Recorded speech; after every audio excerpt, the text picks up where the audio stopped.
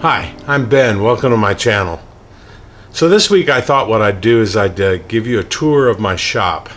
I haven't been able to do a lot of work on any tools or anything this week because I've been real busy at my work, but I do have a few moments here. It's a beautiful Sunday afternoon, and I have a few moments. I thought I'd give you a little look around and let you see what tools I have to work with.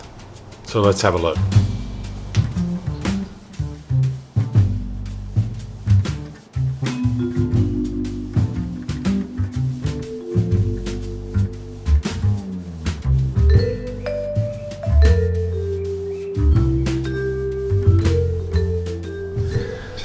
So what I've got is a two-car garage, and basically I set it up where the middle part is an island, or a series of islands.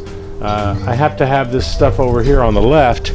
I have to have space there to store my workout weights and this big garden cart and a few, like a filing cabinet and stuff like that.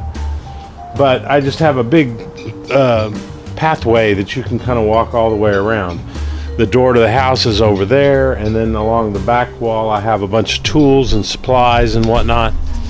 Over here on this side, which I guess it's out of camera, I have a shelf, which I'll show you in a minute. But so basically I come out of the house there and I can walk along the back and get tools, and then over here on this side is where I do most of the work. So what I'm going to do is I'm going to start over here on this side, and we'll go around.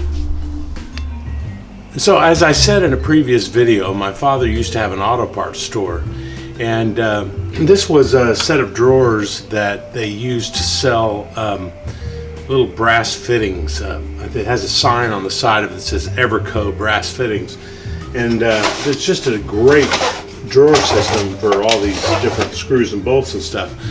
So when I was getting the shop organized, I had literally buckets and buckets of just screws and bolts and all kinds of hardware, and I spread it all out and started sorting it, and I don't even know what half those things are called, but thank God there's an internet. I could find out what the various little pieces of hardware were called, and I just organized everything, so they're starting to get worn out by the sun, but just different things. I've got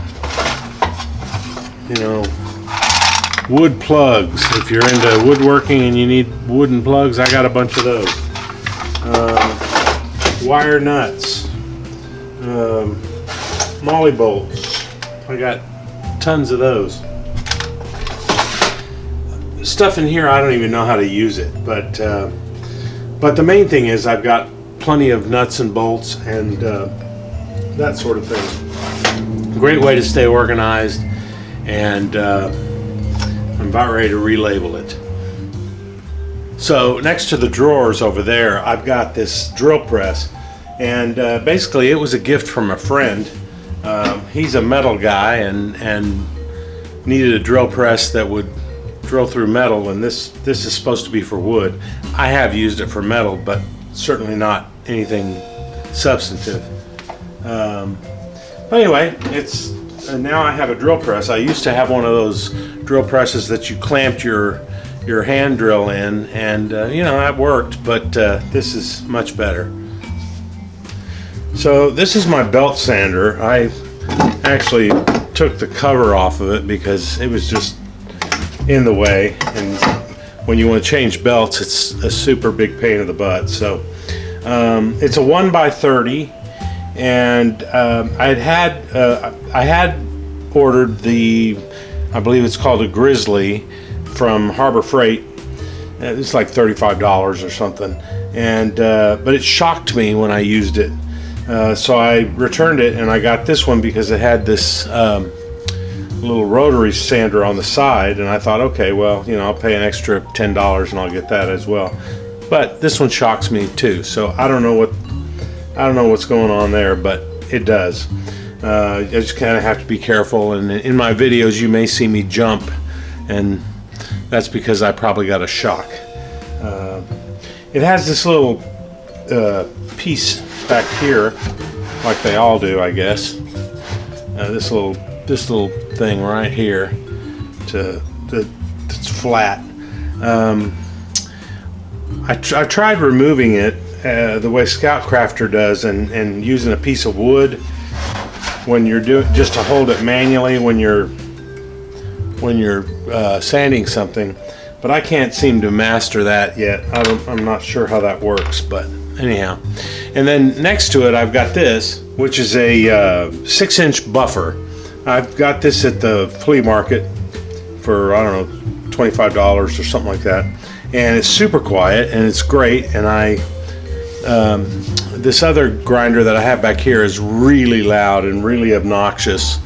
It's got a super heavy duty wire brush. I put a light brush on this one and a buffing wheel, and I use this most of all. I do think I'm going to need to get a new grinder, because I was watching Joe's shop and he had this fabric wheel, which I can't wait to use, but it's not going to fit on either one of these. So I think I'm going to have to buy a new grinder just so that I can put this wheel to work. I cannot wait to try it out. Next to the grinder, I've got this compressor. It's a great compressor, except when you're using a little die grinder, it really sucks up the air, and I guess it probably needs a bigger tank, but you know, and for my purposes it works great. In one of my previous videos you saw me restore this vise. This is the only vise I have, and it works really well. I made these little wood things to go in there just to soften the blow when I'm working on something that doesn't need to be damaged. And I have this bandsaw, which I don't use very often, because I found that when I'm sawing on it, it really makes the board push in a certain direction, and it doesn't. I just think it probably needs more power. I've tried adjusting it, and you know, it's just a little bandsaw. It works great for cutting PVC though. If you're doing anything with PVC, it works great for that. So this is my tool bench. Basically, it's a shelving system that was in my father's store.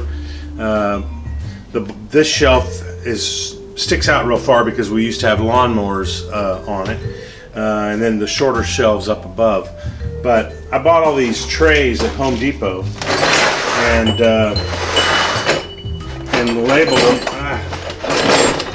labeled them with different categories of tools, because none of my tools are in sets. So I've just got a gigantic tub here full of Allen wrenches, and I've got, you know, these are files and adjustable wrenches and vice grips and what have you.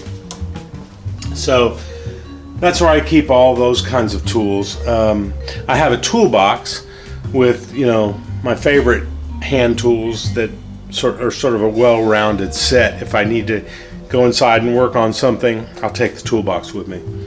And this is where I keep all my little things, like you know, my little dental pick, or this is something I never use, but I guess you use it when you're going to make molding.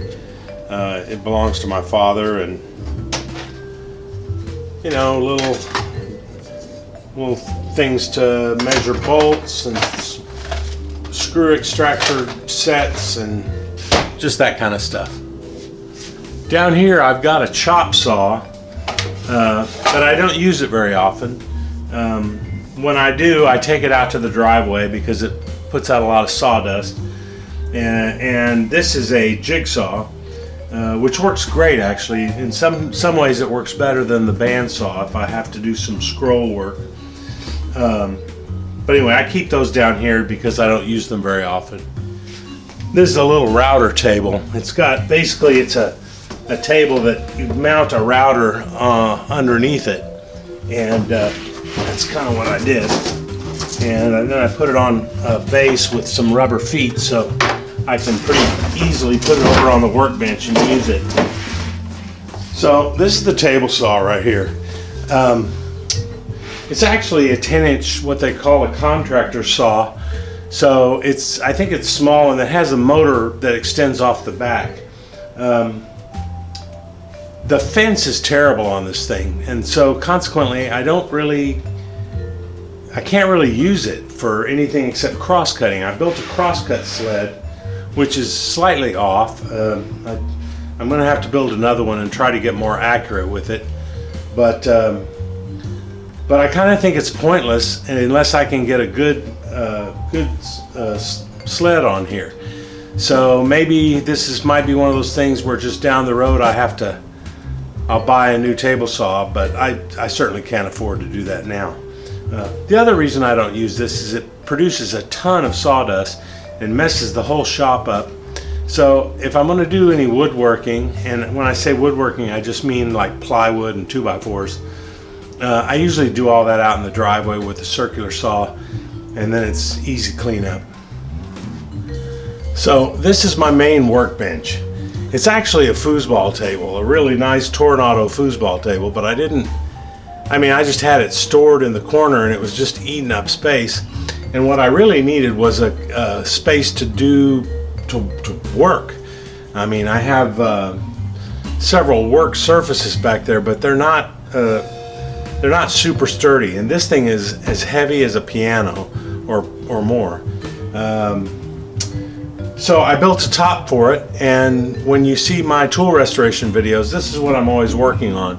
I have a photographic light that I can shine down onto this table at varying heights, and it really works great. So this changed everything when I started using this. Well, that's about it. I realized it wasn't a tool restoration video, and perhaps a bit disappointing, but I wanted to get something up on the channel this week, and I've been super busy with work. So come back next week. I promise I'll have a tool restoration video for you. Thanks so much for watching. I appreciate it. Bye-bye.